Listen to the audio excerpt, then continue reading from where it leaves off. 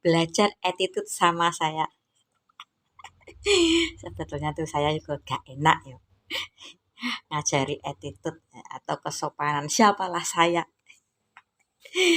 Yo setidaknya ini mata biar melek, ya, pikiran ini biar cemerlang ya.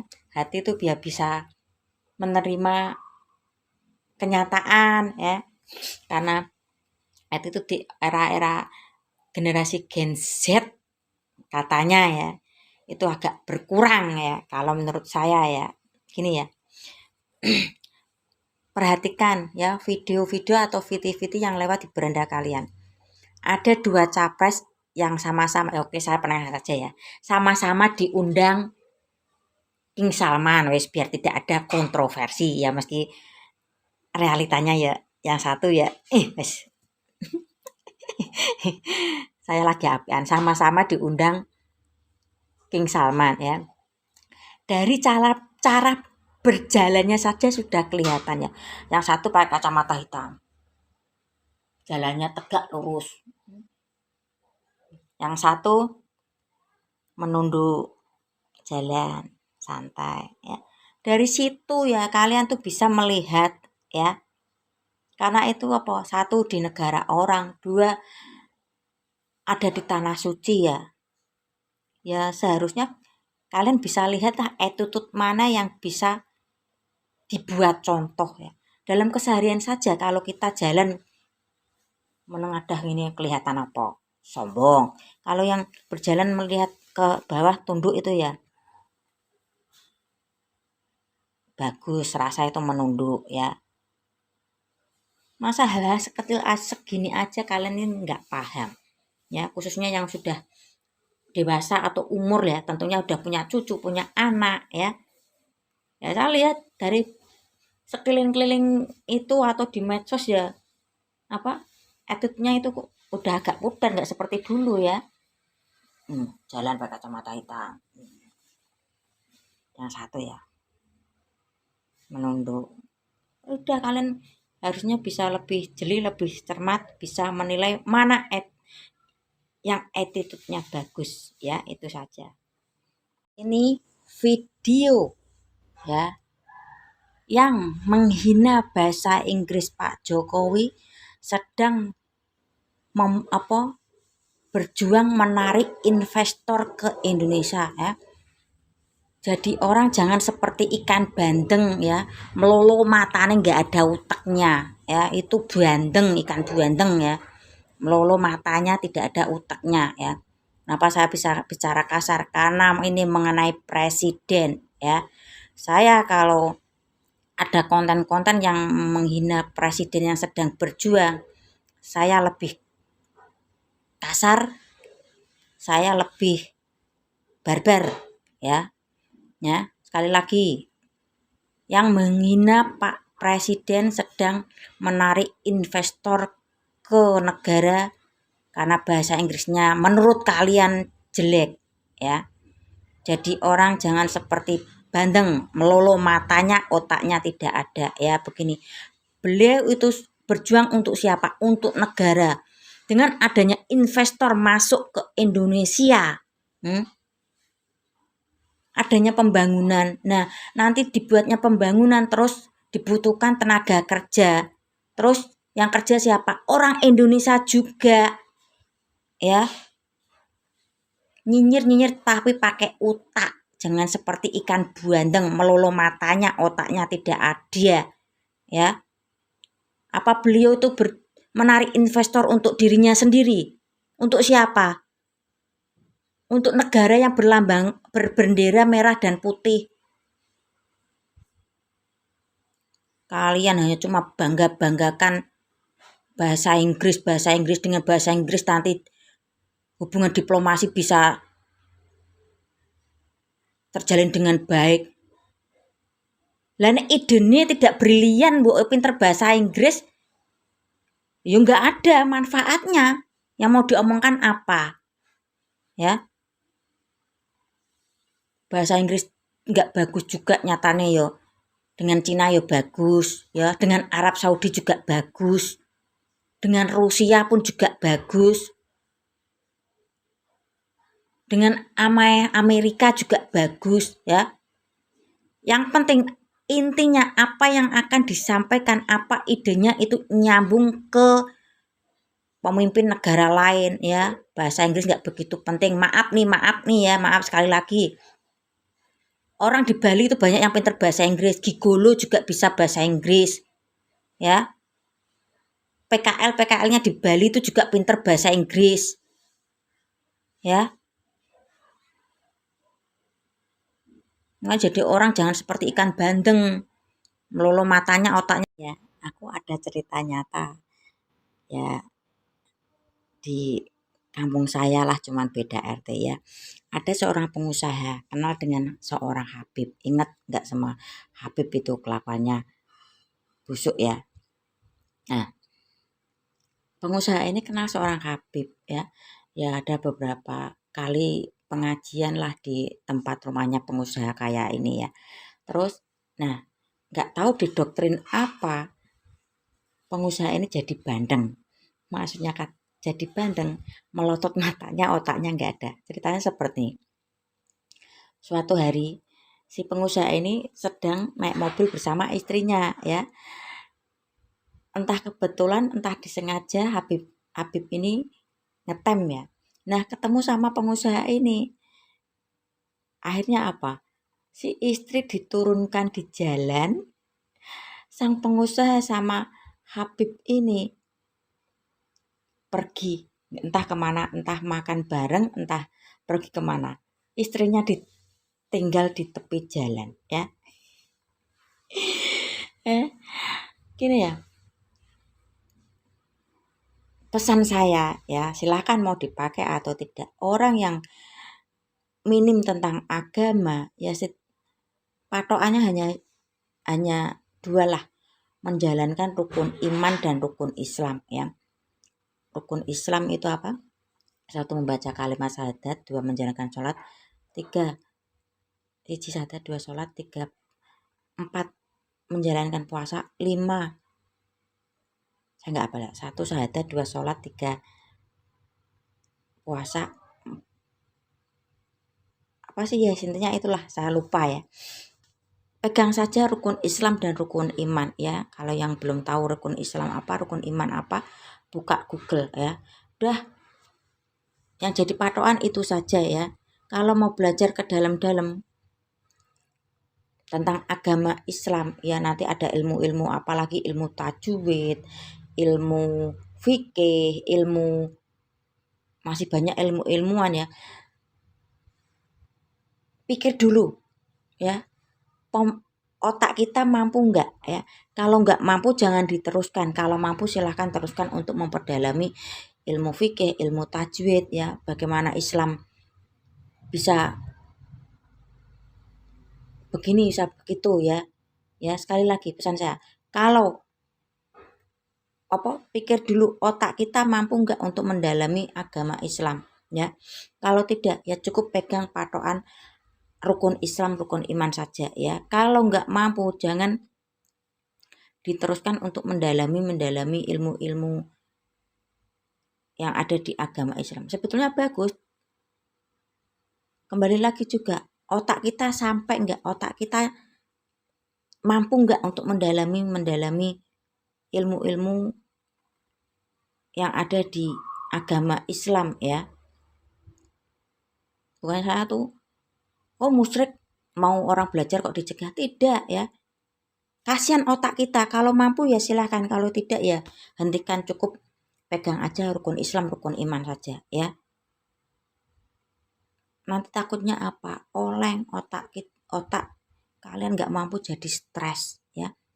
Kembali lagi kasihan sama keluarga kalian ya. Saya melihat di sekeliling saya tuh ada seperti itu. Yang dulunya dalam pendidikan tuh pinter ya. Cerdas, pintar, setelah mungkin dipondokkan sama orang tuanya dengan keterpaksaan, dengan maksudnya tidak sukarela dengan dirinya sendiri. Ya akhirnya oleng. Berapa itu? Dari 5 anak yang oleng 3 ya. Sekali lagi saya tidak menghentikan kalian untuk belajar mendalami agama Islam, ya. Juga berpikir lagi, otak kalian mampu nggak? Kalau nggak mampu ya berhenti cukup pegang rukun Islam, rukun iman saja. Kalau mampu silahkan untuk mendalami agama Islam lebih dalam. Oke? Ya itulah kehidupan, ada kabar gembira dan juga ada kabar tidak gembira, ya.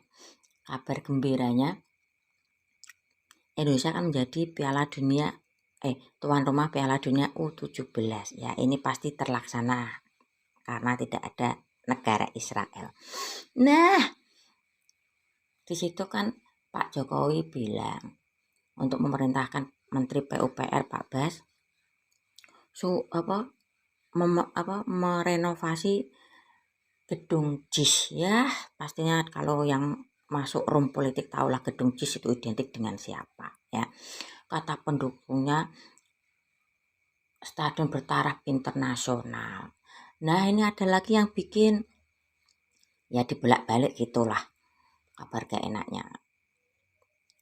Kalau gedung JIS itu milik Persija, ya, tidak bertaraf internasional. Yang benar yang mana, woi? Namanya mau bertaraf internasional atau tidak nasional, ya. Kalau memakai anggaran begitu banyak, ya pasti itu tentunya hasilnya harus bagus, ya. Maupun itu pakai orang lokal, maupun itu pakai orang luar, ya. Kalau namanya membangun itu ya harus bagus. Nggak hanya bangun abal-abalan, kemudian hari roboh, ya. Oke lah, kita berpikir gini lah. Karena ini, ya, urusannya negara berhubungan dengan orang luar, ya. Terkadang tinggalkan dululah otak politik, ya. Bagaimana memberi tempat yang nyaman untuk kejuaraan Piala Dunia U17 nyaman, ya.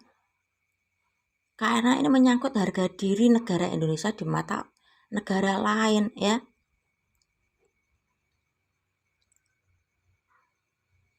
Dipakai salah, nggak dipakai salah lagi, ya.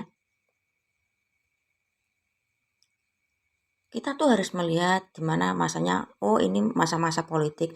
Karena ini menyangkut antar negara, ya kita ya tinggalkan dulu politik yang lagi panas di dalam, bersama-sama sebagai warga negara yang menjadi tuan rumah, sambut tamu dari luar, beri kenyamanan yang bagus, beri keamanan yang bagus, ya.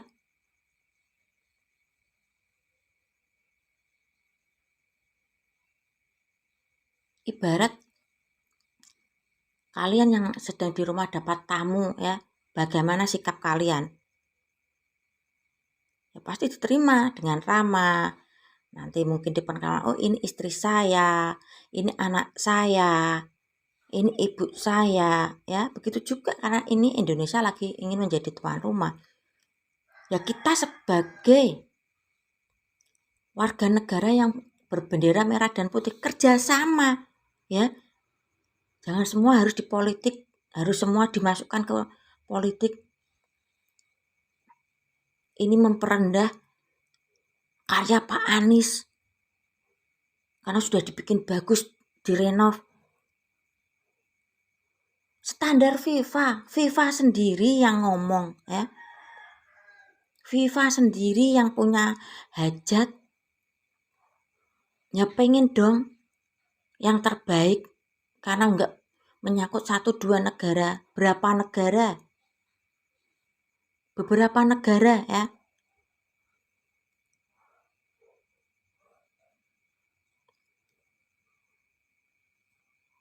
Oke. Indonesia kan mau menjadi tuan rumah Piala Dunia U17, ya, bulan November, ya. Yang lagi itu kan gedung JIS itu mau direnov.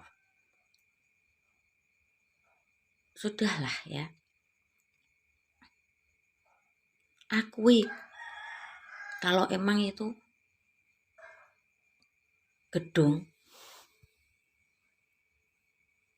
butuh renovasi, ya biarinlah direnovasi. Toh lagian itu juga gedung ya gedungnya pemerintah, ya nggak usah berkuar-kuar. Sekarang nggak usah, terkadang nggak usah dibawa ke arah politik terus ya. Lihat nggak nanti hasilnya ya, pertumbuhan ekonomi ya. Banyak negara-negara lain datang ke Indonesia ya, hotel, penginapan ya, itu hampir dapat dampaknya semua ya. Dari hotel yang bintang 5, mungkin hotel yang kelas melati ya, restoran yang mahal, mungkin juga para pedagang kaki 5 itu akan mendapat untung dari acara Piala Dunia U17. Nggak usah ribut, gedung udah bagus direnov ya, nggak usah ribut itu, mikir seperti itu bagi saudara-saudara kita ya, yang jualan di sekitar tempat stadion nanti pertandingan diadakan ya. Di situ nanti ada perputaran ekonomi. Nek ra arti pertukaran ekonomi ya sing tumbas akeh. Yang hari-hari biasa mungkin yang beli 1-2 orang. Mungkin nanti kalau adanya Piala Dunia yang beli jadi 10 kali lipat atau 30 kali lipat ya. Kita juga harus ikut senang, jangan sedikit-sedikit dibawa ke arah politik, sedikit-sedikit dibawa ke arah politik. Kalau ada momen-momen seperti ini ya, antar negara, kita sebagai warga negara yang baik ya, bergotong royong mensupport pemerintah karena ini demi harga diri bangsa. Kita harus memberi yang terbaik kepada tamu-tamu negara yang akan datang ke Indonesia. Masa air kegiatan 1 minggu sekali. Ya, tujuannya biar tidak membeli galon ya, karena di rumah saya orangnya banyak. Kalau membeli galon air isi ulang ya butuh biaya banyak wes. Ini kerja tenaga we. Nah gini. Heboh ya, Piala Dunia U17 mau diadakan di Indonesia ya. Ada pendukung Pak Anies yang seolah-olah itu tidak terima gedung JIS direnov, seolah-olah itu menjatuhkan harga diri Pak Anies. Woi, buka mata, buka kuping ya. Gedung JIS itu dibangun dengan anggaran siapa? Dengan dananya siapa, tak tanya. Ya. Dananya pemerintah toh? Enggak dana pribadi Pak Anies toh? Ya, otomatis itu gedung JIS punya siapa? Punya pemerintah toh. Seolah-olah apa yang berhubungan dengan Pak Anies tidak boleh disenggol. Ya. Kalau gedung JIS itu dibangun dengan dana pribadi Pak Anies, terus Pak pemerintah itu kontrol. Nah, terus pemerintah itu cawe-cawe ya, ngutek-ngutek karyanya Pak Anies yang dengan dananya sendiri. Nah itu baru salah. Ini dana pakai dana pemerintah ya. Pak Anies doang yang numpang beken dan numpang meresmikan. Malah eventnya sepak bola suruh benerin Mandalika. Joko Sembung duduk merenung makan buah manis. Gak nyambung pendukung Pak Anies. Oke, di beranda kalian sudah lewat belum tentang Pak Prabowo sedang diwawancarai sama Najwa Shihab ya. Di situ kan ada Pak Anies sama Pak Ganjar ya. Pak Prabowo suruh komentar tentang Pak Anies. Nih, aslinya tuh Pak Prabowo tuh ya punya unek-unek di pikiran, unek-unek di hati juga yang ingin disampaikan ya, karena ini banyak mengandung unsur negatif ya, istilahnya itu Pak Prabowo itu sebetulnya jengkel sama Pak Anies ya. Nih, kali ini saya memposisikan diri saya kepada ke Pak Prabowo ya, dan ini sekarang ini posisi saya sebagai Pak Prabowo dan mengomentari tentang Pak Anies. Nah, nih ya, saya mewakili Pak Prabowo gitu. Pak Anies ya, orang yang tidak punya attitude ya, sudah dipromosikan menjadi gubernur DKI, sudah menjadi tidak ada itikat baik ucapan terima kasih kek ya, itikat baik mengajak ngopi bareng berdua kek, tidak ada ya. Kali ini mau katanya ada statementnya kalau Pak Prabowo mencalonkan jadi presiden, saya tidak mau mencalonkan diri jadi presiden, itu kata Pak Anies ya. Nah ini Pak Prabowo maju menjadi calon presiden, beliau juga kekeh ingin menjadi calon presiden ya. Di situ saja ini saya masih posisi sebagai Pak Prabowo ya, itu bagi saya ya pengkhianat itu ya, tidak menyesuaikan dengan omongannya ya. Udah dipromosikan ya, udah keluar dari jabatan gubernur, ucapan terima kasih Pak atas dukungannya dan perjuangan Bapak, harusnya kan seperti itu. Ini diem baik. Ini saya masih sebagai posisi Pak Prabowo ya, saya mengeluarkan unek-unek hati saya dan pikiran saya. Sebetulnya tuh saya juga jengkel ya, gedek juga iya. Dah, ini posisi saya sebagai Pak Prabowo sudah selesai ya. Ketika Pak Prabowo disuruh mengomentari Pak Ganjar, beda cara ngomongnya, bla bla bla bla bla bla bla, langsung des, seolah-olah tidak ada yang mengganjal di pikiran, seolah-olah tidak ada yang mengganjal di hati ya. Ya karena emang tidak ada ganjalan di hati dan di pikiran Pak Prabowo tentang Pak Ganjar, hanya sekedar bernegosiasi antar partai. Beliau kan pengen jadi capres, Pak Ganjar wakilnya, ternyata tidak bisa, ya sudahlah. Tapi kalau sama Pak Anies, Pak Ganjar ini ya ada yang mengganjal di pikiran, ada yang mengganjal yang di hati. Yos, tadi saya sampaikan karena saya sebagai Pak Prabowo tadi ya, posisi saya sebagai Pak Prabowo itu ngomongnya tuh seperti itu ya.